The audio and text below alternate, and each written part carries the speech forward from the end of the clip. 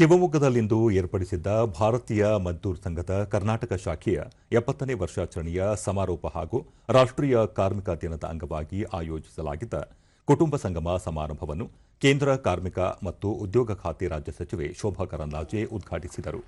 ಈ ವೇಳೆ ಸಂಸದ ಬಿವೈ ರಾಘವೇಂದ್ರ, ಭಾರತೀಯ ಮಜ್ದೂರ್ ಸಂಘದ ಅಖಿಲ ಭಾರತ ಪ್ರಧಾನ ಕಾರ್ಯದರ್ಶಿ ರವೀಂದ್ರ ಕಿಂಟೆ, ಸಂಘದ ರಾಜ್ಯ ಪ್ರಧಾನ ಕಾರ್ಯದರ್ಶಿ ಎಚ್ಎಲ್ ವಿಶ್ವನಾಥ್, ರಾಷ್ಟ್ರೀಯ ಸ್ವಯಂ ಸೇವಕ ಸಂಘದ ಮುಖಂಡ ಎನ್ ತಿಪ್ಪೇಸ್ವಾಮಿ ಸೇರಿದಂತೆ ಮತ್ತಿತರರು ಉಪಸ್ಥಿತರಿದ್ದರು.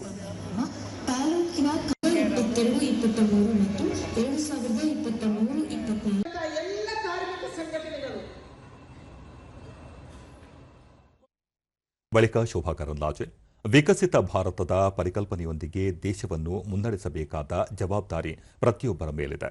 ಕೇಂದ್ರ ಸರ್ಕಾರ ಕಾರ್ಮಿಕರ ಹಿತರಕ್ಷಣೆ ಮಾಡುವಲ್ಲಿ ತನ್ನ ಬದ್ಧತೆಯನ್ನು ಪ್ರದರ್ಶಿಸುತ್ತಿದೆ. ಕಾರ್ಮಿಕರ ಶ್ರೇಯೋಭಿವೃದ್ಧಿಗಾಗಿ ಹಲವು ಯೋಜನೆಗಳನ್ನು ರೂಪಿಸಿ ಅವರನ್ನು ಸಮಾಜದ ಮುಂಚೂಣಿಗೆ ಕರೆತರುವ ಪ್ರಯತ್ನದಲ್ಲಿ ಮುನ್ನಡೆದಿದೆ ಎಂದು ಹೇಳಿದರು.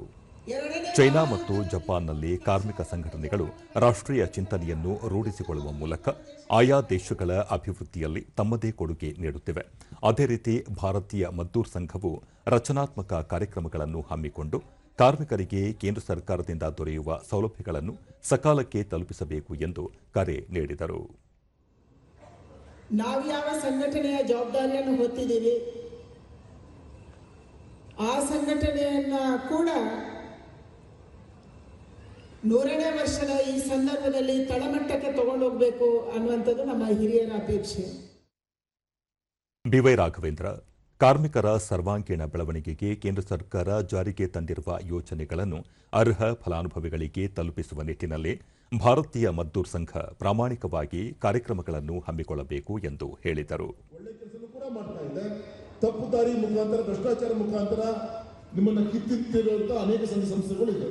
ಸೊ ಈ ಸಂದರ್ಭದಲ್ಲಿ ನಮ್ಮ ಭಾರತೀಯ ಮಜ್ದೂರ್ ಸಂಘ ಏನು ಜವಾಬ್ದಾರಿಯನ್ನು ಹೊತ್ತಿದೆ, ಪ್ರಾಮಾಣಿಕವಾಗಿ ಕಾರ್ಮಿಕರಿಗೆ ಈ ರಾಷ್ಟ್ರ ರಾಜ್ಯದಲ್ಲಿ ಸಿಗ್ತಿರುವಂಥ ಅನೇಕ ಯೋಜನೆಗಳನ್ನ ತಲುಪಿಸುವಂತ ದಿಕ್ಕಿನಲ್ಲಿ ನಾವೇನು ಗಮನವನ್ನು ಕೊಡಬೇಕು, ಆ ದಿಕ್ಕಲ್ಲಿ ಗಮನ ಕೊಡಬಹುದಾ?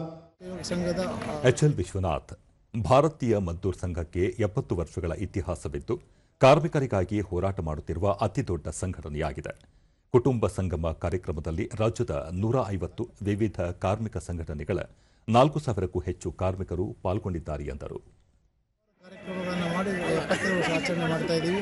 ಇವತ್ತು ಕರ್ನಾಟಕ ರಾಜ್ಯದಲ್ಲಿ ಶಿವಮೊಗ್ಗ ನಗರದಲ್ಲಿ ರಾಜ್ಯದ ಅತಿದೊಡ್ಡ ಕುಟುಂಬ ಸಂಗಮ ಕಾರ್ಯಕ್ರಮವನ್ನು ಇವತ್ತು ಆಯೋಜನೆ ಮಾಡಿದೆ. ಇದರಲ್ಲಿ ಕರ್ನಾಟಕ ರಾಜ್ಯದ ಸುಮಾರು 150ಕ್ಕೂ ಯೂನಿಯನ್ಗಳ 4000 ಜನ ಕಾರ್ಯಕರ್ತರುಗಳು ಕುಟುಂಬ ಸಮೇತರಾಗಿ ಇವತ್ತು ಭಾಗವಹಿಸಿ ಸಂಭ್ರಮಾಚರಣೆಯನ್ನು ಮಾಡ್ತಿದ್ದಾರೆ. ಇದಕ್ಕೂ ಮುನ್ನ ಕೇಂದ್ರ ಸಚಿವೆ ಶೋಭಾ ಕರಂದ್ಲಾಜೆ ಶಿವಮೊಗ್ಗದಲ್ಲಿ ನಿರ್ಮಾಣವಾಗುತ್ತಿರುವ 100 ಹಾಸಿಗೆಯ ಇಎಸ್ಐಸಿ ಆಸ್ಪತ್ರೆಯ ಸ್ಥಳಕ್ಕೆ ಭೇಟಿ ನೀಡಿ ಕಾಮಗಾರಿಗಳ ಪ್ರಗತಿ ಪರಿಶೀಲಿಸಿದರು. ಸಂಸದ ಬಿವೈ ರಾಘವೇಂದ್ರ ಹಾಗೂ ಅಧಿಕಾರಿಗಳು ಉಪಸ್ಥಿತರಿದ್ದರು.